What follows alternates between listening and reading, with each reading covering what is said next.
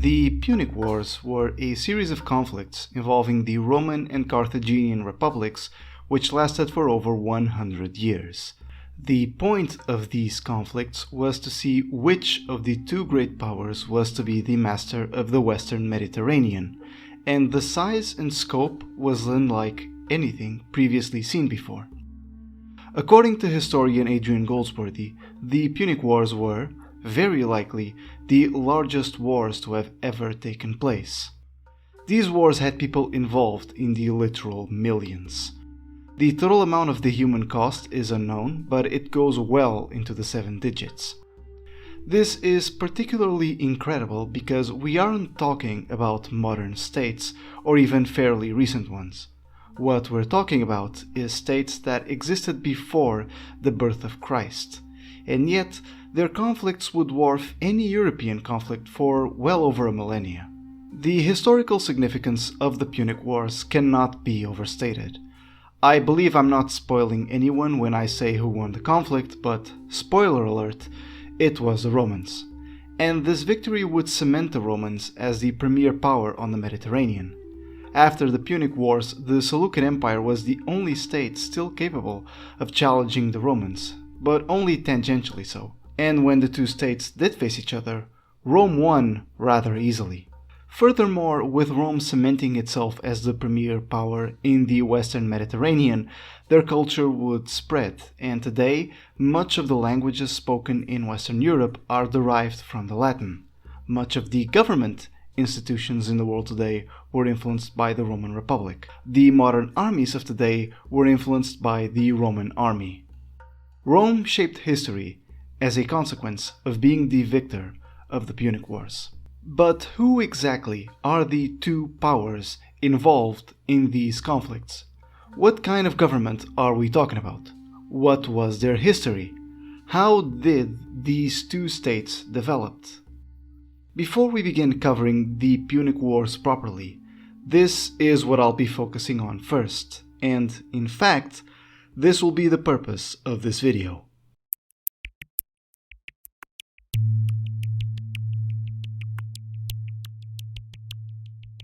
If you lived in the 3rd century BCE, then Carthage could very well be a great power that slipped under the radar. After all, throughout all of history, the most powerful states were located in the Eastern Mediterranean or even further east. And even in a period where Carthage was powerful, most of the world's known powers were in the Eastern Mediterranean. At the time, there were 3 noteworthy kingdoms in the east who would likely be taken into consideration before Carthage. These were the successor states of Alexander still lying around: Antiquity and Macedon, Ptolemaic Egypt, and the Seleucid Empire. Carthage was originally a trading outpost established by the Phoenician civilization, who originally came from the city of Tyre in modern-day Lebanon. According to legend, it was founded in 814 BCE by Queen Eliza, also known as Dido, who was running away from the aristocracy back in Phoenicia. By the way, this Queen Dido is an essential figure in the legendary foundation of Rome as well, and there's quite a bit of evidence to suggest a Dido-like figure is actually real. The Phoenicians were known throughout the Mediterranean for their trading posts and colonies, and in fact created the first known alphabet and greatly influenced the revival of the Greek civilization after the Bronze Age collapse had ravaged throughout the Eastern Mediterranean. While Carthage wasn't the first Phoenician colony founded, it gained prominence very quickly due to its central geographical location relative to the Mediterranean. Due to its fast population growth, the fledgling city-state expanded throughout North Africa, Corsica, Sardinia, western Sicily, and southern Spain. The outposts made Carthage the wealthiest independent realm in the Western Mediterranean, and only in the east, where Egypt and the Seleucid Empire lay there in the post-Alexandrian world, one would find wealthier kingdoms. Just before where we start this, Carthage had been making several attempts at conquering the eastern half of the island of Sicily, but failed to defeat its strongest city-state, the first democracy, then kingdom, of Syracuse. In fact, these campaigns were actually kind of a disaster for Carthage, as the continuous defeats had left the city-state exposed, and as a result, Syracuse invaded North Africa not once, but twice, under their tyrant, King Agathocles, who, in turn, had overthrown Syracusan democracy, with Carthaginian support no less. Luckily for Carthage, he would ultimately fail in both of these attempts. Despite this failure, it is still noteworthy that Carthage had effectively established a wide network of outposts, subjects, and alliances all throughout the western Mediterranean. Carthage had evolved past a dominant city-state and had effectively become a vast and powerful trading empire. And it should be reminded, that was the entire purpose behind its expansion. Carthage didn't expand to acquire new lands, but rather to establish new profitable trade routes. Its interest was not in glory, but in cold, hard cash.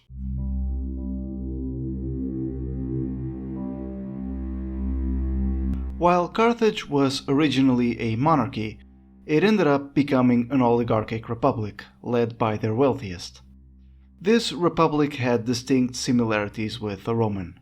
Much like their enemies, Carthage had annual elections which would choose two men to hold the highest public office, known as the Suffet. This was the executive branch of the Carthaginian government. Much like Rome, there was a close association between government and religion. Their version of the Senate was known as the Grand Council, composed of the richest men in the city.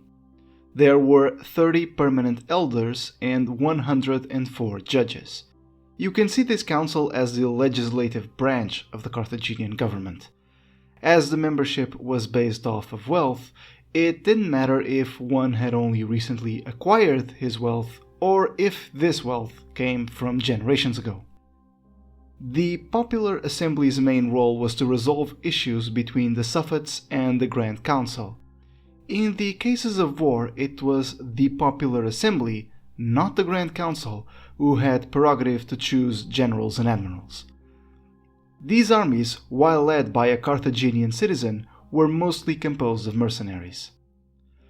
Unlike in Rome, the status of citizenship was given very sparingly to freedmen, which meant a man not born a Carthaginian citizen had very little chance of rising to the top of the political pyramid, as public offices could only be held by citizens.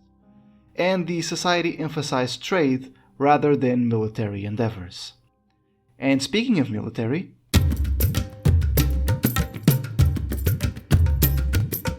the Carthaginian army was largely based off of the Hellenic phalanx.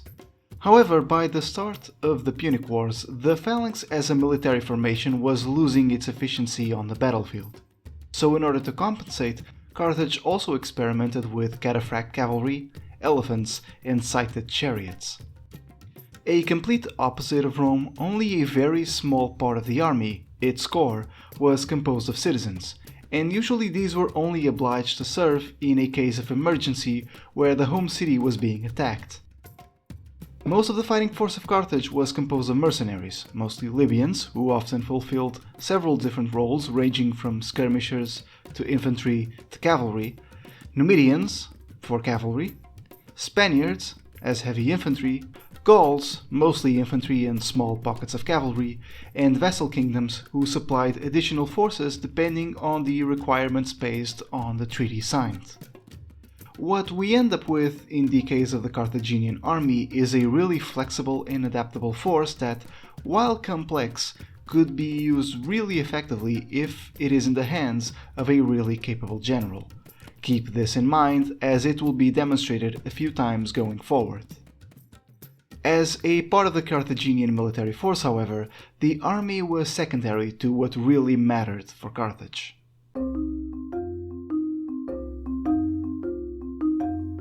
The Carthaginian Navy was absolutely fundamental to the city-state, as without it, its massive trading empire could not be properly maintained.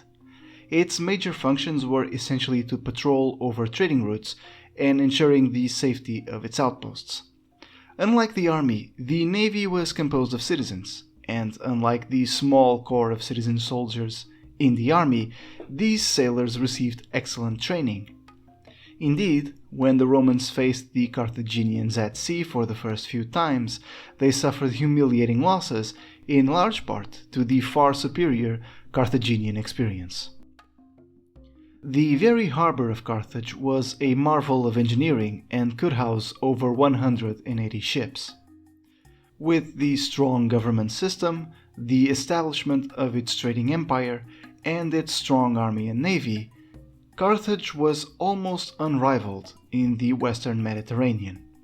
The only other state in the region capable of opposing it was Rome. So, let's talk about the Roman Republic.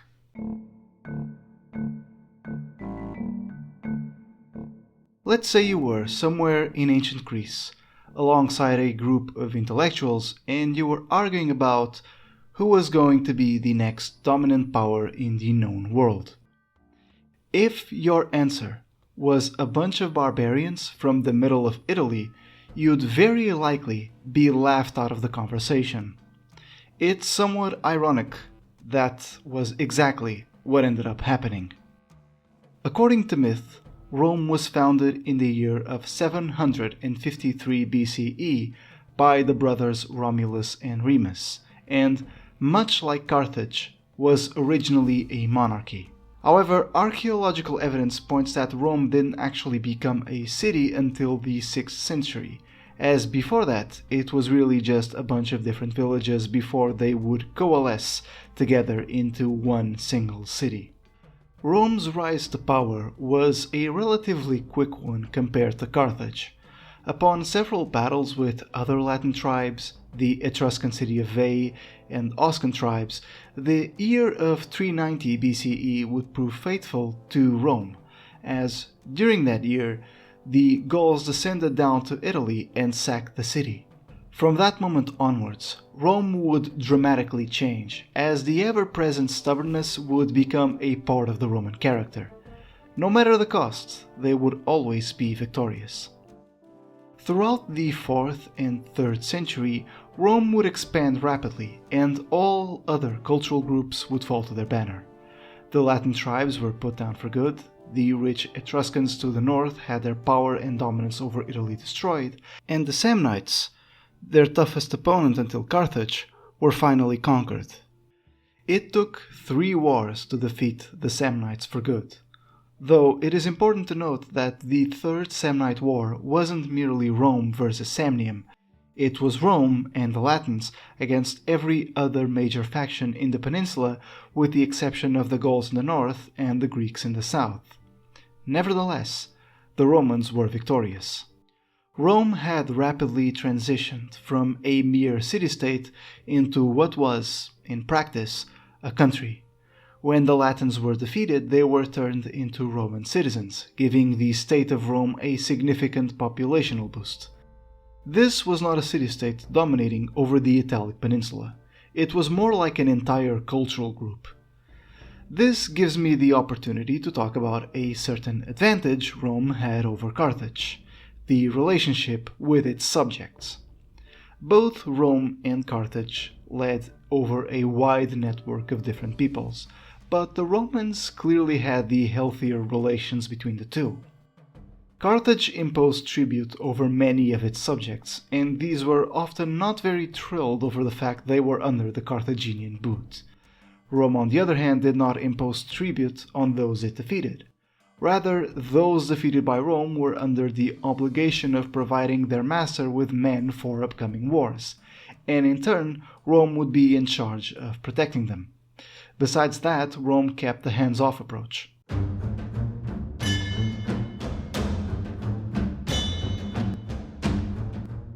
The Roman Republic was composed by 3 main assemblies. The Comitia Centuriata had the vote on declaring war or negotiating peace treaties, as well as electing consuls, praetors, and censors, who were the executive members of the government. The Comitia Tributa was in charge of creating and passing legislation, and finally, the Concilium Plebis, the popular assembly, composed by 10 tribunes of the people, a role which only plebeians could represent, and they were in charge with the role of preventing aristocratic oppression. In fact, the tribunes had the power to veto any action by both the Senate and the consuls. There was a legacy system in place. What this meant is, if you were in a certain position in society, be it equestrian or a senator, your progeny would also inherit your social standing. The people of Rome were divided into two classes, the patricians and the plebeians. One must keep in mind, however, there were several classes of plebeians. However, by the 3rd century, it was common seeing plebeians holding high political offices besides just the tribune of the plebs, including consuls. Indeed, many of the most notable men in the Roman Republic were often plebeians who made their fortune by themselves without any aristocratic familial ties. These were called novus homo. The position of consul, in practice, had as much power as a king. Essentially, he had a great degree of power over the state. However, there were always two consuls, each possessing veto power over the other, thus preventing anyone from ruling like a king in Rome. Their term lasted for only 1 year. Their primary role was to lead armies. Due to the limited time of the term, and due to the highly militaristic society Rome had, consuls often went into war hoping for military glory and thus to be recognized as a great leader. Rome was very aggressive in its foreign relations due to this.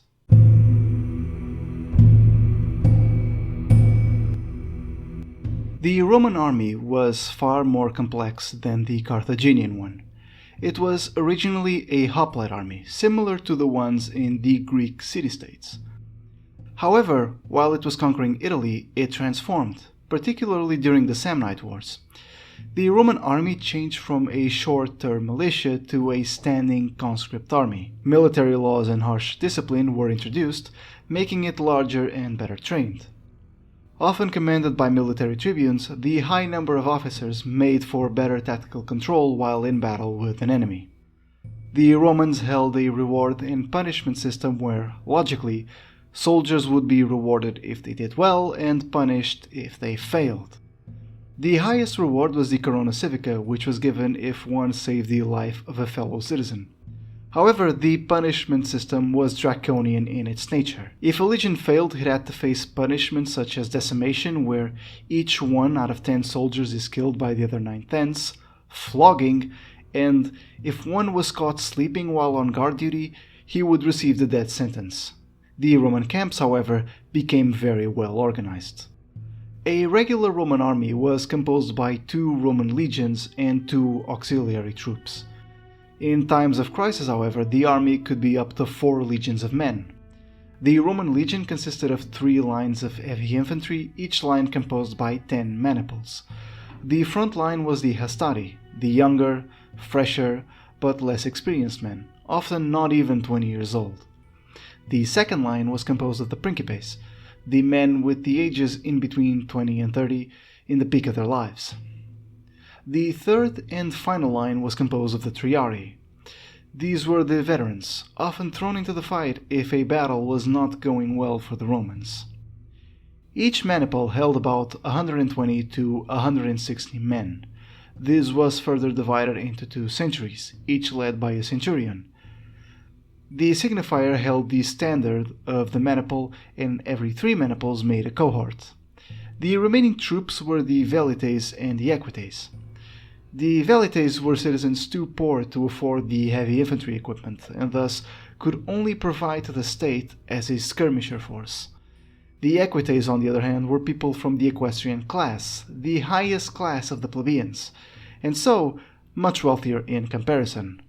These would serve as the Roman cavalry force. The Roman army would eventually be tested.